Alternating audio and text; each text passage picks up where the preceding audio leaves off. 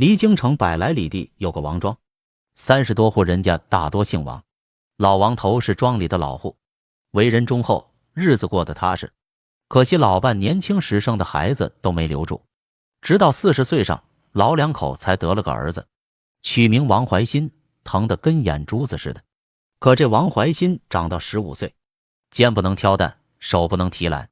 老两口一合计，给了盘费，让他出门闯世面。临走时，老太太还把攒了一辈子的金耳环塞给他。儿啊，这是你爹血汗换的，必要时用，别忘了家里。谁知王怀新一走就是10年，音信全无。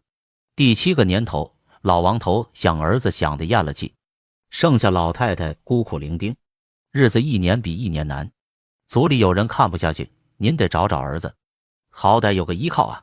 正巧有个跟王怀新一起长大的堂兄弟进城，在饭店撞见骑高头大马的王怀新。原来他到城里后娶了财主家的女儿，做了养老女婿，岳父母去世后还继承了家业。可这王怀新为了攀高枝，竟跟老丈人说自己是孤儿，把家里的爹妈忘得一干二净。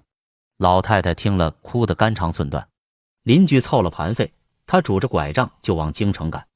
好不容易找到王怀新的四合院，只见高门大院气派非凡。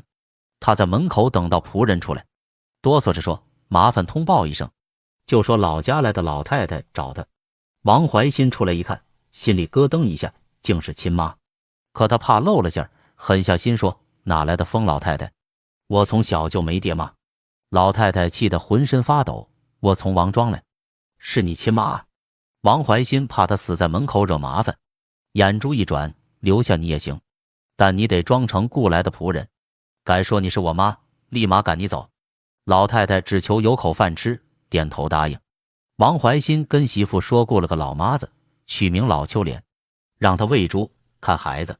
一天，老太太喂猪时，见老母猪护着9只小猪吃奶，畜生都有母子情，她却被亲儿子叫老秋莲，蹲在地上哭起来：“我活的还不如老母猪，人家9个崽团团圆圆，我一个儿子却把我当佣人。”这话正巧被媳妇听见，逼问之下，老太太哭着道出实情。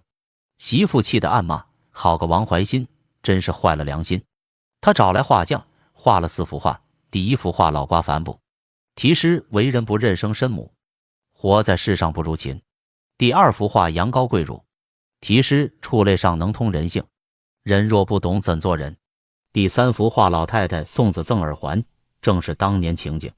第4幅画四合院门口，老太太被当奴仆。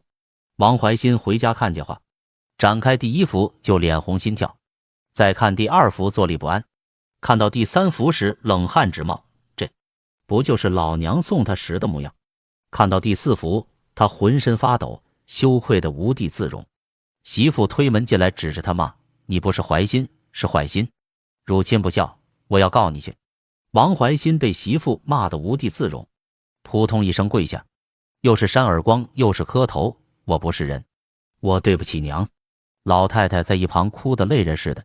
媳妇见他知错，才叹了口气：“罢了，快给娘磕头认错，往后若再怠慢老人，我绝不饶你。”从此王怀新接老娘住进上房，好吃好喝伺候着，逢人就说自己以前糊涂。